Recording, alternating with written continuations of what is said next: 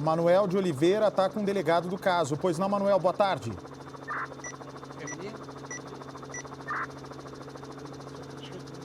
Oliveira.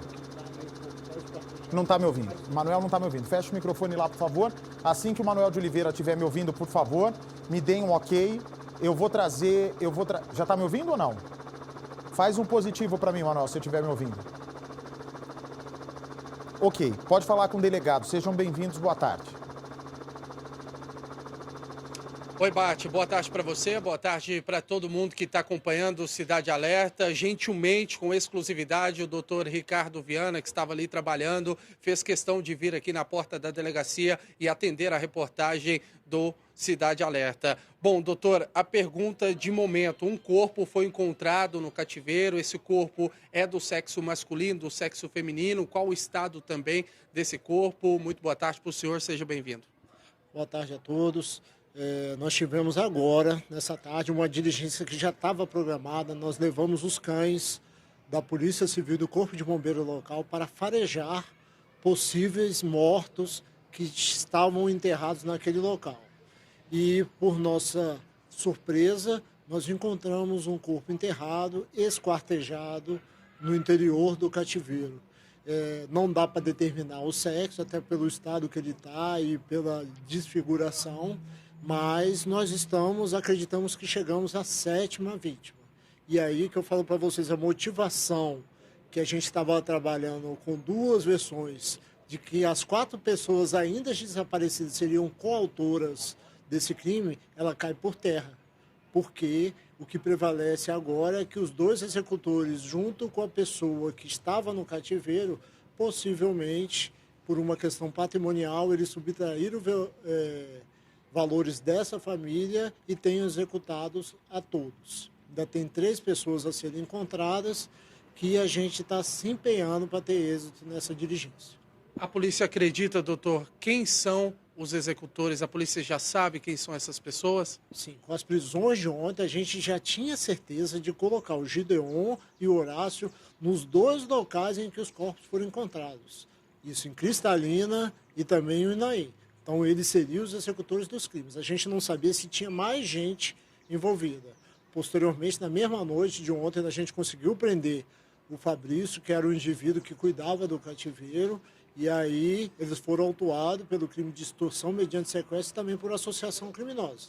E as investigações estão continuando. Quem sabe nos 10 dias do prazo de inquérito a gente consiga elucidar por completo esse crime. Esse terceiro suspeito, no caso o Fabrício, né, que foi preso ainda na noite de ontem, ele pode ter algum envolvimento com essa morte, já que ele estava lá no cativeiro cuidando ali da Renata e também da Gabriela? Olha, até o momento, o Fabrício não é indigitado como uma pessoa que praticou o fato material. Quer dizer, segundo o relato dos próprios interrogados, que sufocou vítimas, que ateou fogo, ele não fez isso. Mas a partir do momento que ele colabora nessa empreitada criminosa, estando no cativeiro, cuidando de vítimas, fazendo vigilância, subjugando pessoas que estavam ali dominadas, ele é partícipe de toda essa associação criminosa. Doutor, o que mudou em relação à entrevista coletiva concedida pelo senhor ontem à noite aqui na delegacia para hoje? O que mudou nas investigações da polícia? Mudou que nós tivemos êxito de encontrar mais um corpo e também das 2 versões que estavam em xeque, que seria a coautoria das pessoas desaparecidas ou a morte das pessoas desaparecidas, ganha mais força as 4 pessoas que ainda estão ausentes do nosso convívio, que elas tenham sido mortas pelos os executores do crime. Tá bom, doutor, vou pedir só mais um minutinho, porque o Bate está lá no estúdio, tem uma pergunta para o senhor. Sim, Bate. Por favor, conta pra gente quem é a amante e como que ela foi descoberta no meio de todo esse imbróglio familiar. O Bate está perguntando quem é a amante e como ela foi descoberta em todo esse imbróglio familiar. Bom, a questão é o seguinte, as informações que nós temos, as 4 pessoas que ainda não foram encontradas, trata-se do Marcos, que é o pai da família, o Tiago, o filho dele, a Cláudia, uma ex-companheira, juntamente com a filha dela.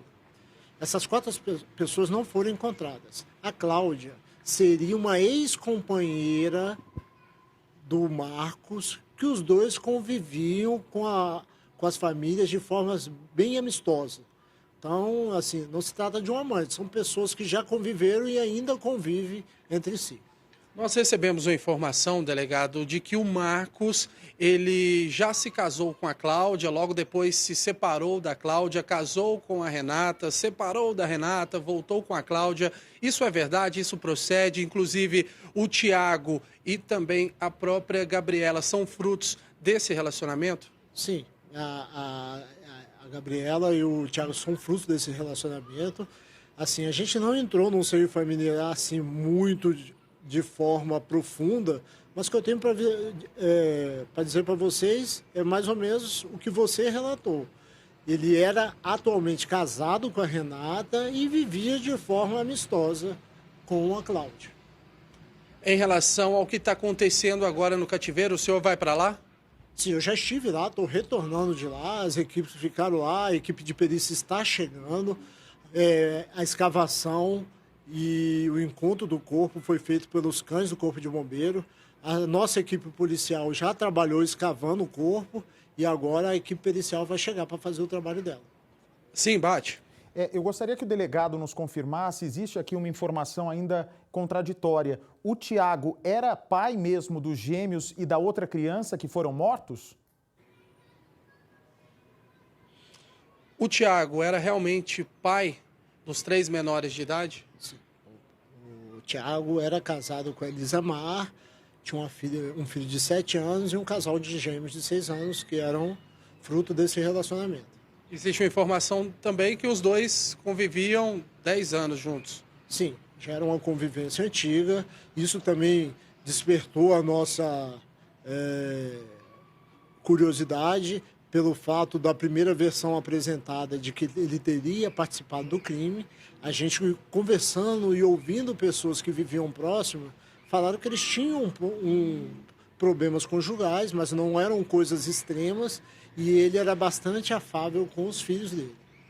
Existe uma informação também que o Marcos e também o Tiago estariam mortos. Procede essa informação, doutor? Que eu falei para você.